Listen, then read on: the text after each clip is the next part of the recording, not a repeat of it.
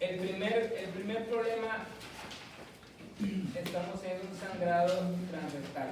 ¿Ese es un sangrado de tubo digestivo alto o bajo? Segundo. ¿Por qué bajo? ¿Está por qué?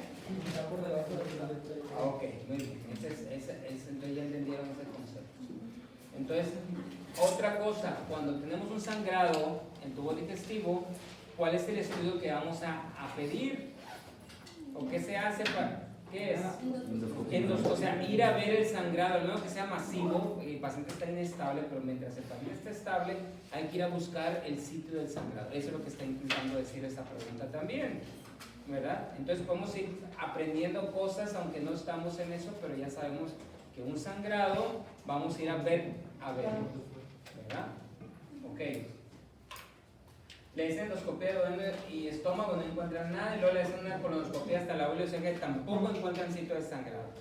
Entonces debe ser el intestino delgado, ¿verdad? Del yeyuno al ilion. Pero ¿en qué momento este niño va a tener un sangrado? ¿Por qué piensan que usted va a tener un sangrado? Es un niño. ¿Alguien tiene un...? ¿Entonces por qué sacaste 10? No, yo saqué 8. Ah. A ver, los que sacaron 10, ¿por qué le pusieron y por qué? Pues porque se detuvo hasta la válvula y le sacaron.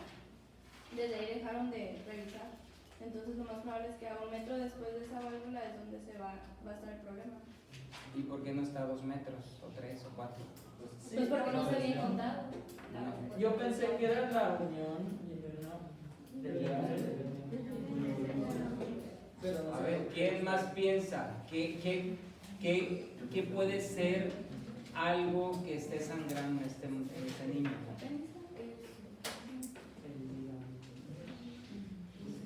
Niño.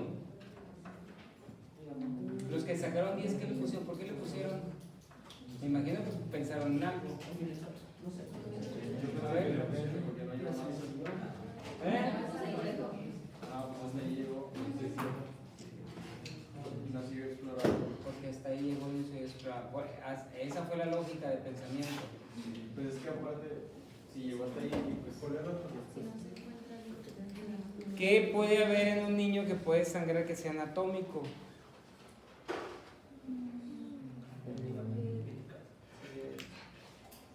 ¿Qué malformación congénita puede tener el intestino delgado? ¿Divertículo de qué? De Meckel. ¿A qué nivel está el divertículo de Meckel? ¿A qué nivel está? ¿A qué nivel está el divertículo de Meckel? ¿Pero dónde? Está ¿dónde se encuentra el divertículo de Meckel? Se va a encontrar anatómicamente. De la válvula ileocecal ¿a cuánto? 80 centímetros. 80 a 1 metro de la válvula ileocecal. Ese es por eso. Pero ¿por qué el divertículo de Meckel va a sangrar? Esa es la respuesta. ¿Sí? Siempre que hay un niño con sangrado, tiene uno que buscar un divertículo de Meckel. ¿Qué es el divertículo de Meckel? Tiene características. ¿Es un divertículo falso o un divertículo verdadero? ¿Qué significa que un divertículo sea falso o que un divertículo sea verdadero? ¿Qué significa? Divertículo. Aquí está y este es el ciego, ¿verdad? Válvula ileocecal. ¿Eh? O sea, el divertículo perfora hasta los brazos. O sea, es es el que lleva todas las capas. el que lleva todas las capas y el divertículo de Meckel lleva todas las capas porque era parte del tubo digestivo. Entonces ese es el único divertículo verdadero que tenemos en el cuerpo. Los demás son divertículos falsos. ¿Por qué? Porque va a haber una debilidad en la pared y la mucosa se va a salir. ¿Verdad? Eso es diferente que este que se lleva todas las capas. Ese es un divertículo verdadero. ¿Y por qué sangró? ¿Por qué sangra? ¿Por qué sangra? ¿Qué tiene el divertículo de característica? El divertículo tiene células gástricas. ¿Y qué produce la célula gástrica? Células parietales. ¿Qué produce? Ácido clorhídrico, pero no tiene las características de la célula gástrica de protección. Entonces, ¿qué va a pasar? Lo va a erosionar y lo va a hacer sangrar porque va a erosionar los vasos sanguíneos. Por eso que va a sangrar. ¿Sí? Puede dar datos de sangrado o puede dar datos también que se puede ¿qué? Obstruir. Va a dar datos de qué?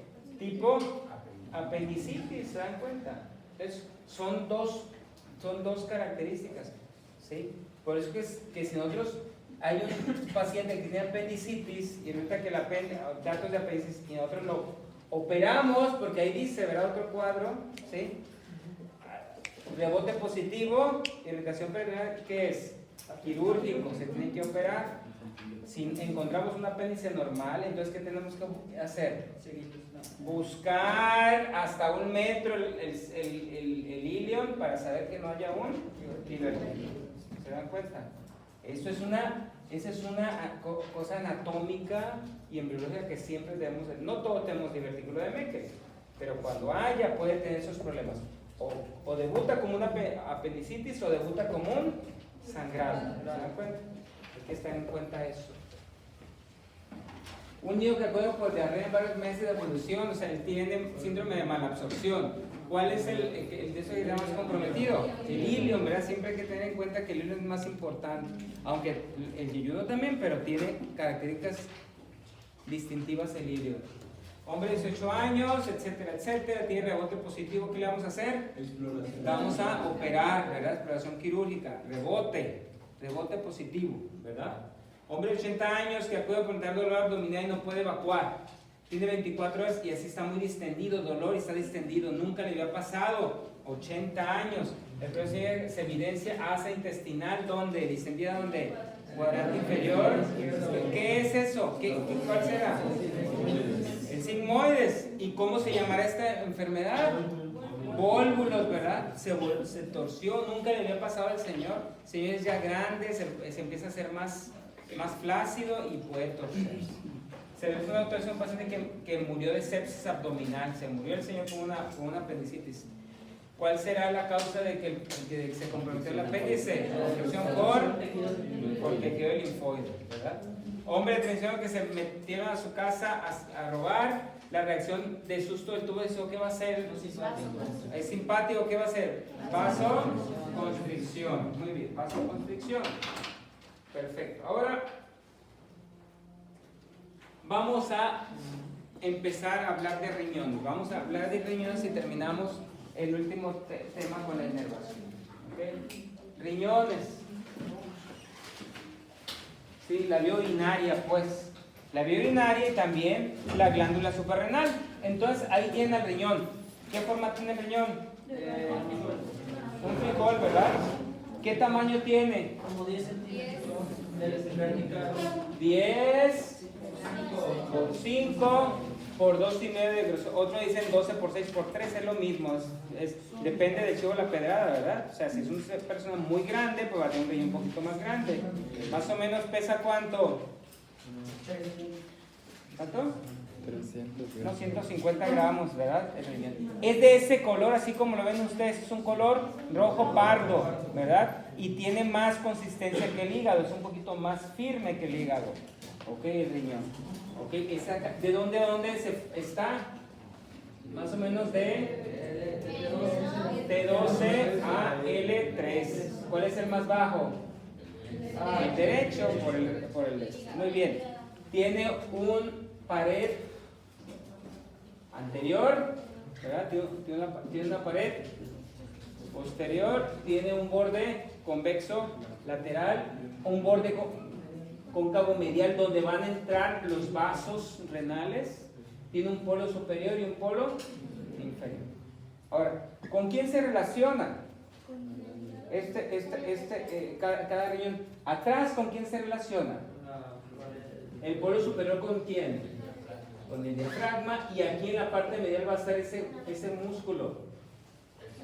El psoas, después ¿cuál? Cuadrado lumbar y después el transverso. Es ya la estructura más posterior, y lo que sigue pues son músculos nomás, ¿verdad? Entonces, psoas, Pablo lumbar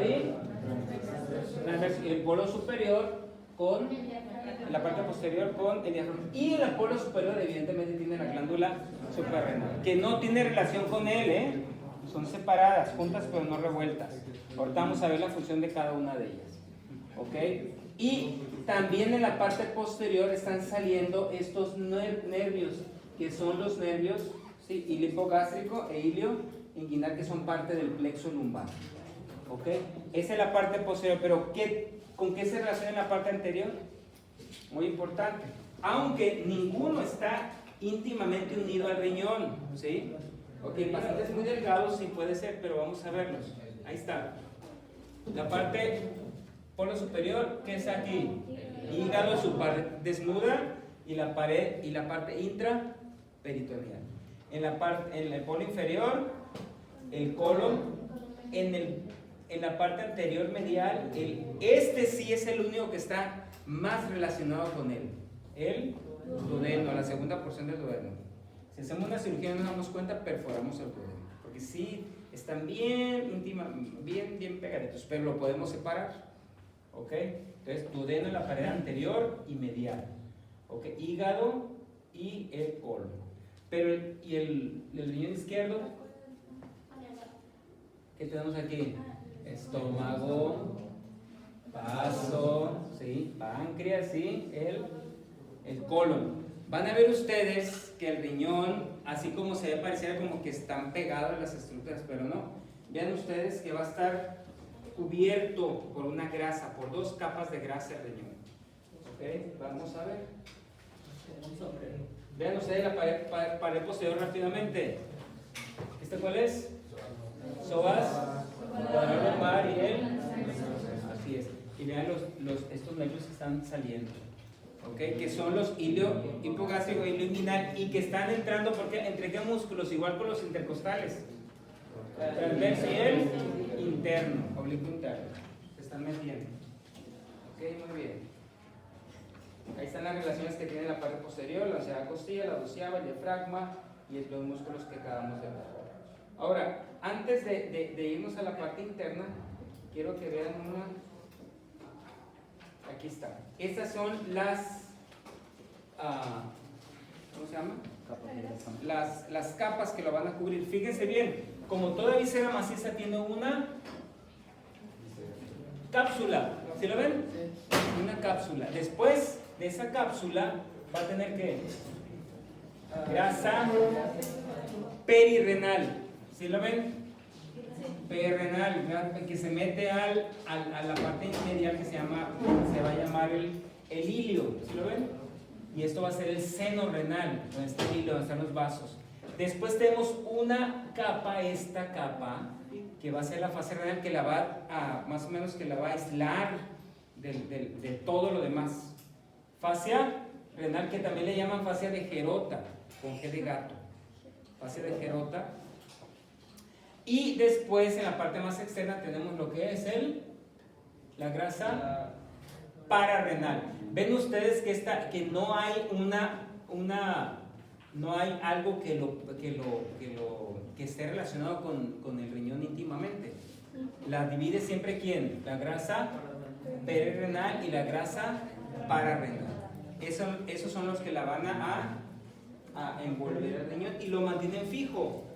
Vean ustedes aquí otra vez con una vista coronal. Vean ustedes, aquí está la grasa que pararrenal. Aquí está la fascia renal que lo aísla, y después tenemos la grasa perirrenal. Y ven cómo lo divide. ¿Se dan cuenta? ¿Ok? Muy bien. Ahora, esa grasa perirrenal va a también dividir a quién? Al riñón de la glándula suprarrenal. O sea, los divide. Significa que si yo hago una nefrectomía, si yo quito el riñón, yo puedo dejar a la glándula suprarrenal sin, no tengo que tocarla, pues, porque la puedo dividir. Muy bien. Esas son las formaciones. Ahora, vamos a la parte interna del riñón. Aquí está. Entonces, ahí está la cápsula, íntimamente unida al parénquima. ven estas, así como la cápsula del hígado, la cápsula del vaso, aquí no se llama, es cápsula renal, ¿sí? Okay, es un tejido fibroso, ¿sí? Que le va a dar la forma. ¿Esto qué es? Borde medial, donde van entrando los vasos. Y vean ustedes cómo van a entrar los vasos, cómo entran, de anterior a posterior. Vena, arteria y pelvis renal. ¿Ok? Muy bien, entonces, fíjense también, el riñón lo podemos dividir, anatómicamente se puede dividir, tiene una línea avascular justamente a 1 centímetro posterior del borde lateral, y eso se va a llamar línea avascular de Brodel. Brodel con doble O, con O y diéresis, Brodel. Línea de Brodel que va a dividir al riñón en un riñón anterior y uno posterior, porque tiene que ver con irrigación. La irrigación del riñón es segmentaria también, ahorita la vamos a ver. Ok, vamos a ir viendo las partes internas. Entonces, ¿cuál es lo anatómico? ¿Cuál es lo que podemos ver? Una corteza y una médula, ¿ok? Y esa médula se va a terminar, va a parecer como una pirámide, ¿sí la ven? Parece una pirámide y va a terminar en una estructura que se llama papila. Y la papila va a formar el cáliz, y que esta va a ser lo que es el sistema colector. Cálices mayores, y los cálices mayores, cálices menores, perdón, y después cálices mayores en 3 generalmente, superior, medio, inferior, y después esos cálices menores van a formar lo que es la pelvis renal. ¿Ok? Entonces, ¿qué parte de la nefrona es el parénquima y qué parte de la nefrona es la médula? Vamos a ver.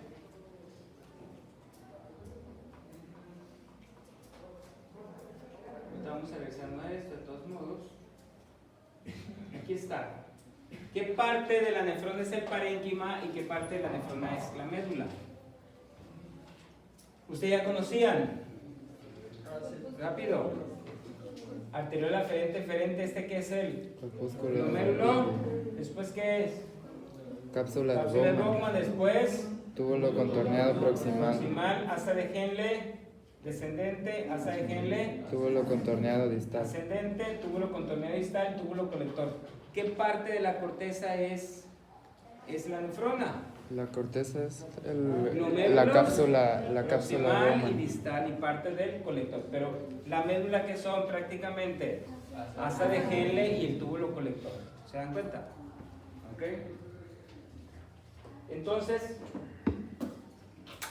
y va saliendo, y entonces esta es la papila, y aquí se va a formar el colector, el cáliz menor, ¿verdad?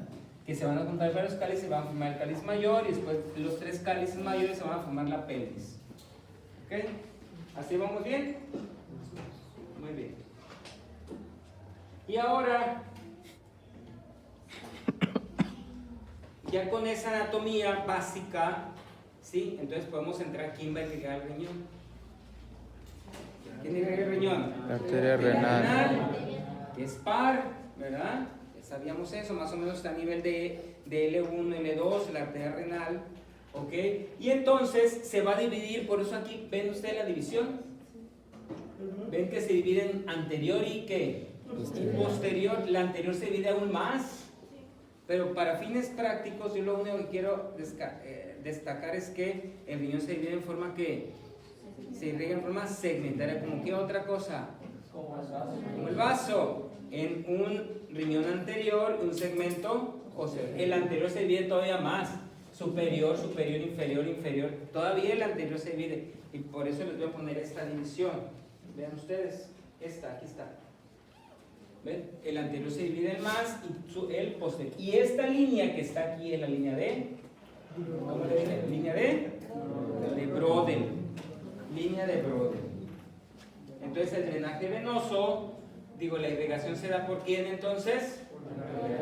Por la arteria renal y sus segmentos. Y vean esto, ahí está el glomérulo y aquí se van a ver, ven ustedes que así es, los glomérulos son las arterias. Hay 1 millón de nefronas por riñón, un montón de nefronas. Y el glomérulo es la porción arterial y todo lo demás es la porción tubular. Ya en fisiología van a aprender ustedes qué pasa con eso, cómo se absorbe líquidos, cómo se secreta, etcétera, etcétera, etcétera. Eso no es el objetivo de esta clase, pero sí vamos a hablar acerca de la función. ¿Cuál es la función más importante del riñón? ¿Cuál? La ultrafiltración, es decir, es una filtración tan perfecta que al final se está pasando el 20% del gasto. Imagínense, está pasando casi 2 litros por minuto del riñón. Se está pasando de tal forma que esa sangre se filtra, entonces va a terminar haciendo orina. O sea, es como eliminar los desechos del metabolismo, ¿sí? ¿Okay? Que es la orina. Ahora, ¿qué otra función tiene el riñón? Hormonas. Equilibrio ácido básico. ¿Qué? Muy bien. ¿Secreta qué? Eritropoyetina. ¿Qué más?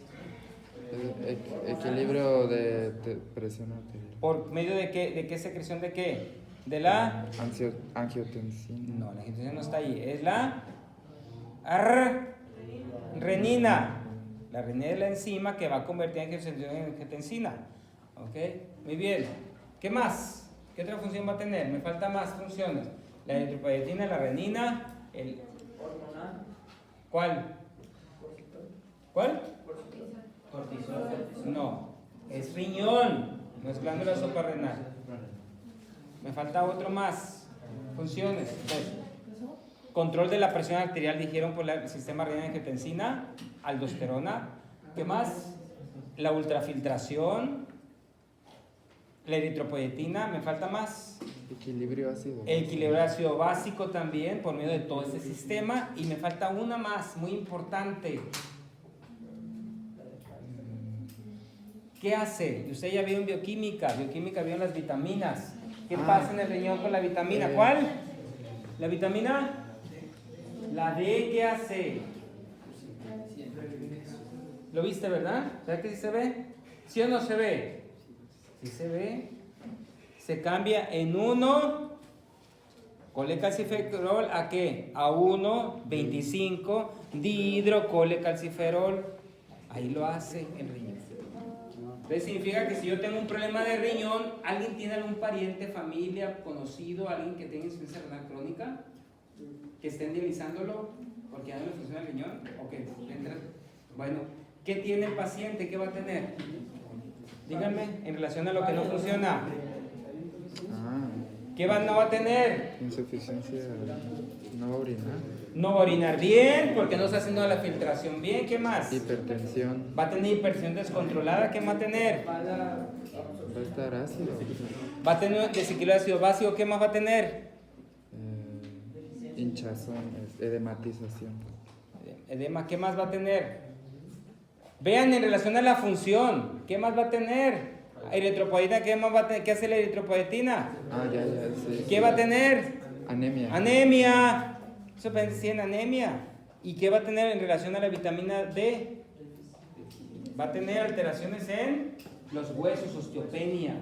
Entonces, todo eso no tienen siquiera ustedes estar, ¿qué va a tener? Porque pues ya saben la función del riñón, no sirve el riñón, entonces va a tener un montón de problemas. Igual que el hígado también, el hígado tiene muchas funciones y si no se está, el cirrótico va a tener un montón de problemas de coagulación, de un montón de cosas que tienen que ver con la función del riñón. Una pregunta.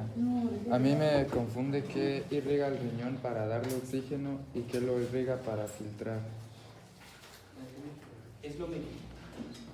La misma arteria filtra y también da oxígeno. Sí.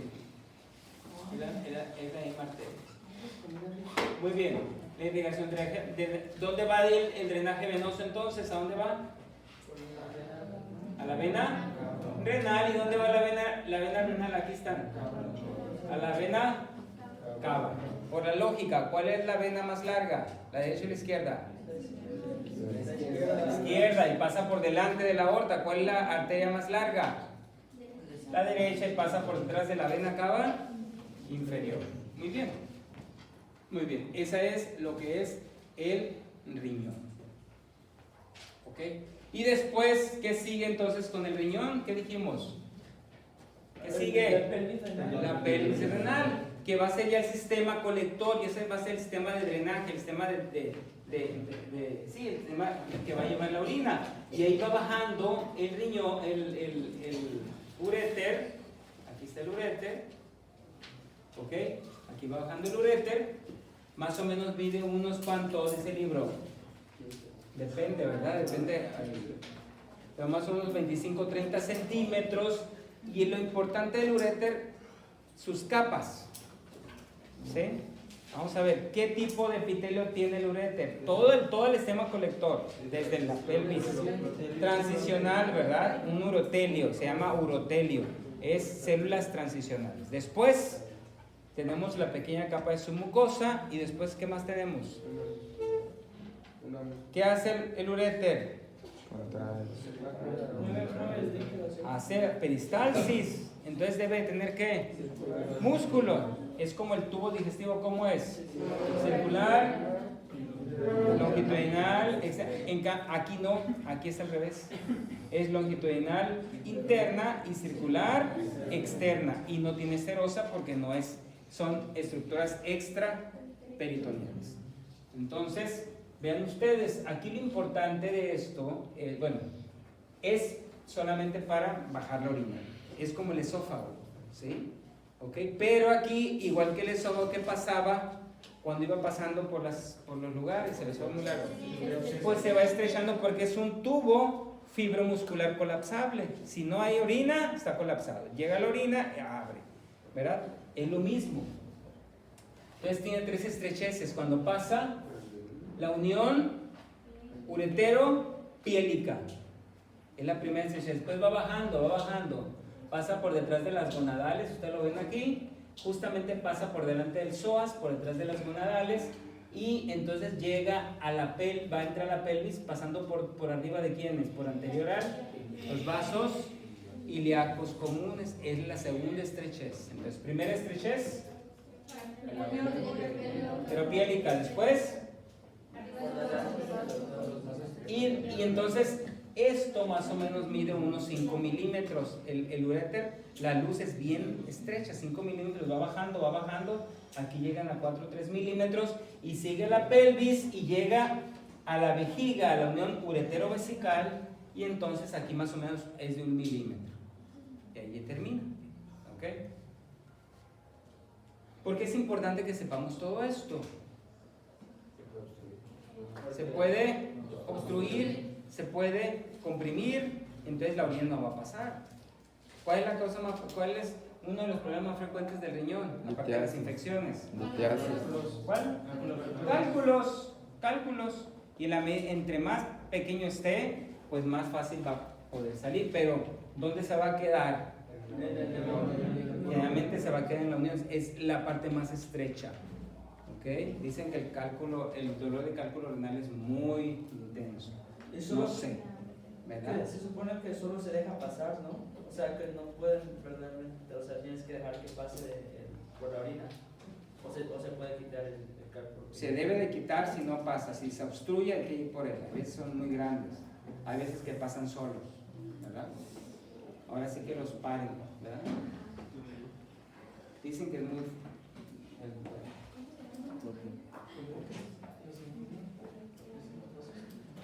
Entonces ahí está otra vez. El drenaje, la irrigación del uréter va a ser dada, como es tan largo, va a ser dada por varios. Fíjense ustedes, la arteria renal aquí, ¿verdad? Después el tercio medio, la arteria gonadal, hasta la ilíaca común, y ahí va bajando, ¿verdad? La vesical inferior abajo. O sea, tiene una irrigación muy variada, muy extensa. Es en relación a su trayectoria. El uréter es bien delgado, es muy delgadito. Y entonces, siempre tiene que estar permeable y bajar la orina. ¿Ok? Muy bien. Ahora, ya dejamos al uréter y al riñón y nos vamos con la glándula suprarrenal.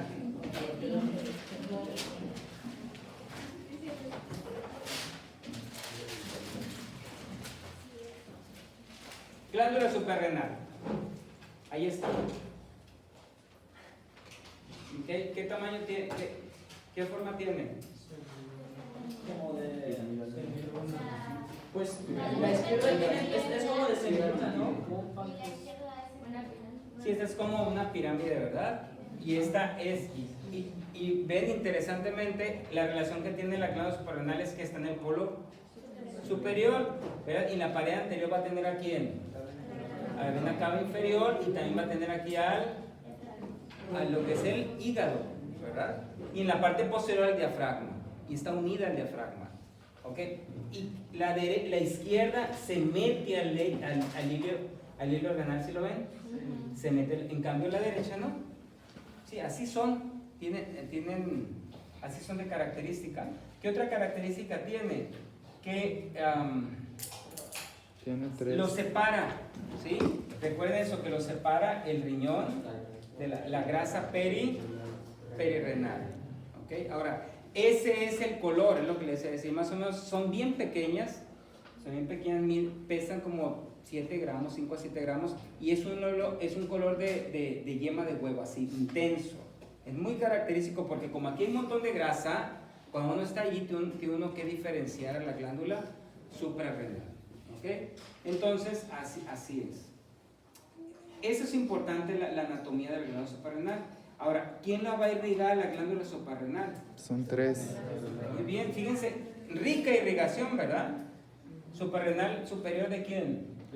De la Diafragmática inferior, suprarrenal media, directamente de la aorta. Suprarrenal inferior, de la renal. Es bien constante esta irrigación. Y el drenaje venoso también es muy constante, vean que es de un solo drenaje. Capsular o suprarrenal va hacia donde, la derecha, hacia la cava. inferior, y la izquierda hacia la vena renal. Es muy importante eso. Eso es muy constante. ¿Quién también drenaba la vena renal del lado izquierdo? La gonadal también. Esas son las cosas que no deben de olvidar. Suprarrenal izquierda y renal izquierda. La renal izquierda. Eso es muy constante. ¿Okay? Esa es la irrigación. Ahora, esa es la anatomía topográfica de la glándula suprarrenal, pero hay que también aprender la funcionalidad. Ahí va.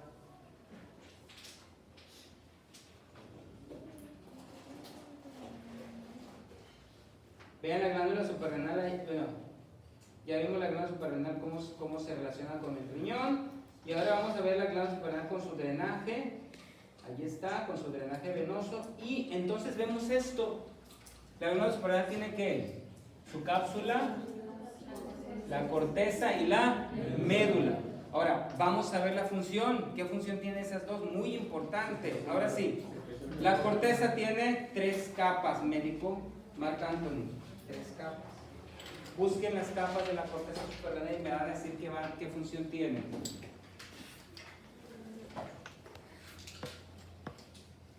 Rápidamente, 30 segundos.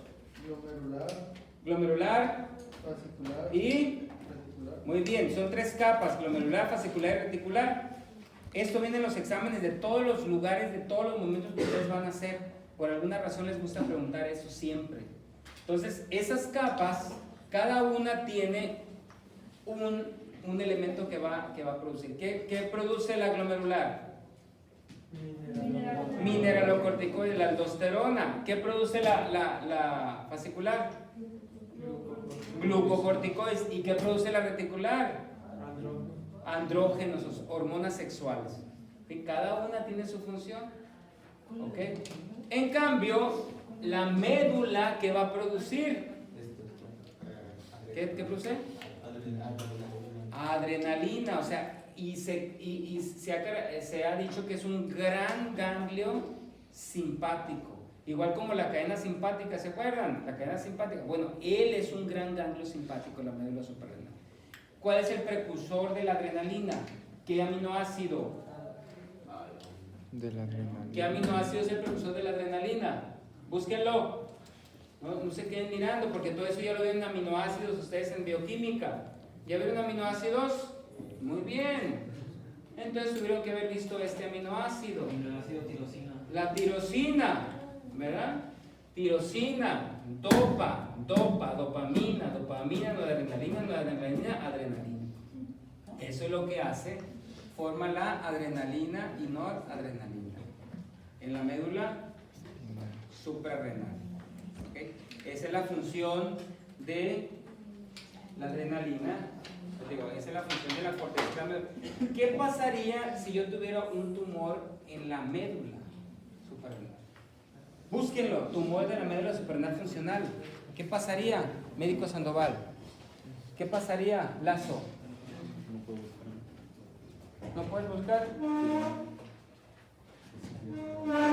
A ver, Rosales, tú sí puedes buscar. ¿Qué pasaría? Busquen.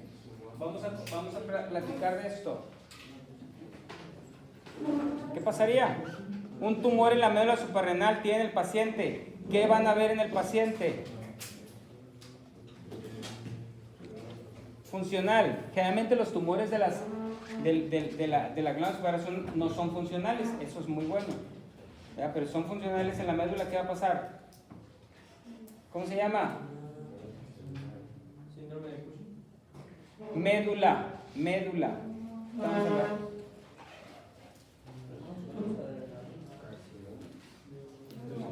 Carcinoma es un término para decir cáncer. Tumor de la médula suprarrenal. Aumento de peso. ¿Cómo se llama?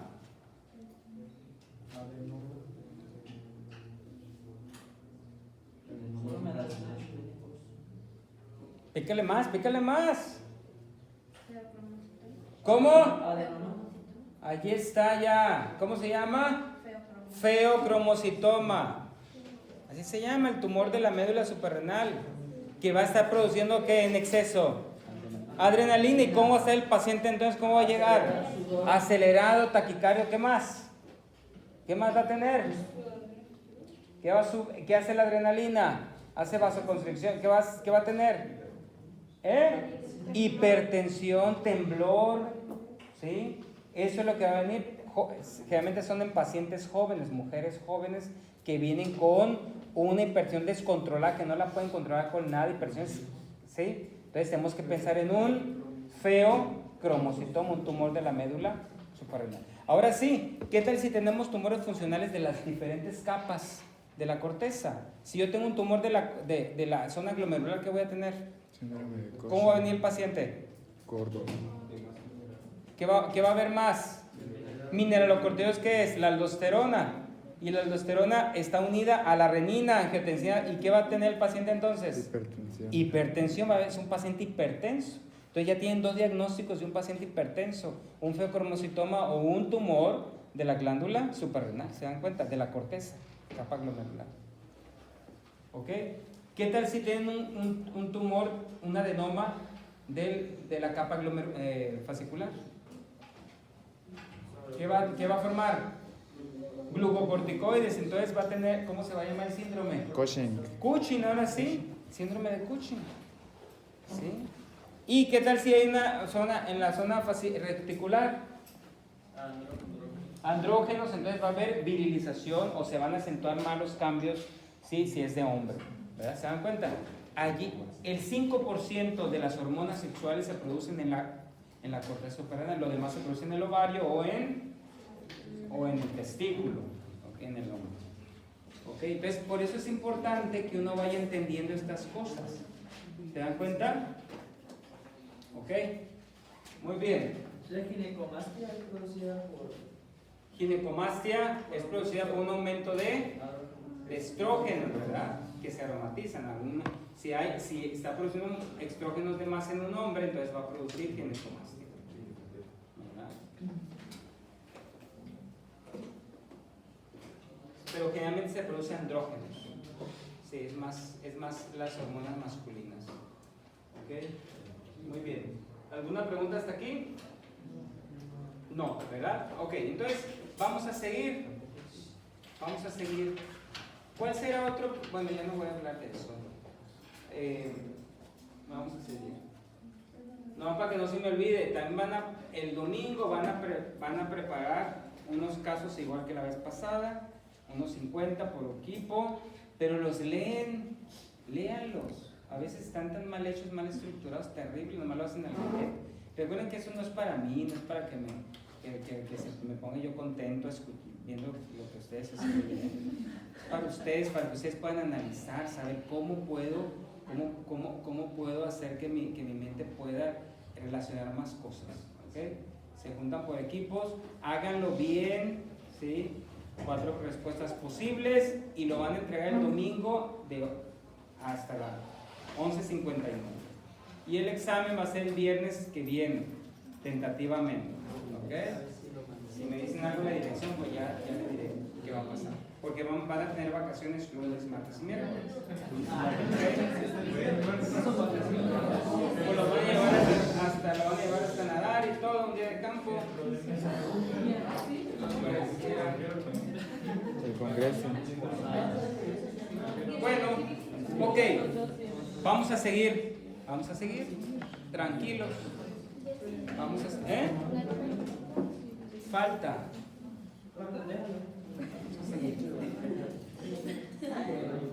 Ok, ahora, lo que nos falta, ya prácticamente terminamos todo el abdomen. O sea, abdomen, nos falta pelvis. Ok, entonces hasta aquí lo único que nos hace falta es la inervación. La inervación somática, o sea, de la pared abdominal, va a estar dado por ¿qué nervios? ¿Nervios qué? Intercostales. Los intercostales que se llamaban tóraco-abdominales. C7, C8, C9 a nivel del ombligo, C10, por debajo del ombligo C11, porque es T11, T12 y a nivel del pubis L1 con el nervio ilio hipogástrico. Ahora, no hemos hablado nosotros aquí del plexo lumbar, pero una vez llévenselo, lo vamos a describir el plexo lumbar, porque ya hemos estado hablando de varios nervios del plexo lumbar. El plexo lumbar va de L1 a L4. L1, 2 nervios. Ilio hipogástrico. Ilio Inguinal. L1, L2. Génito femoral. Génito femoral.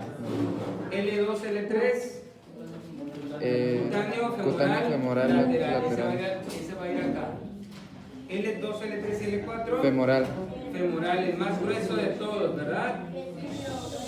Y que inerva al psoas iliaco. Es el único músculo que hemos hablado del miembro superior. Y después L2, L3, L4 también obturado. Esto los vamos a ver nosotros en de aquí para arriba. Estos ya los vimos, por el génito femoral lo vimos, y lo hipogástrico y lo inguinal. ¿Ok? Y esto lo vamos a ver en el miembro inferior. ¿Ok? Nomás quería que ustedes ya se lo llevaran en la cabeza.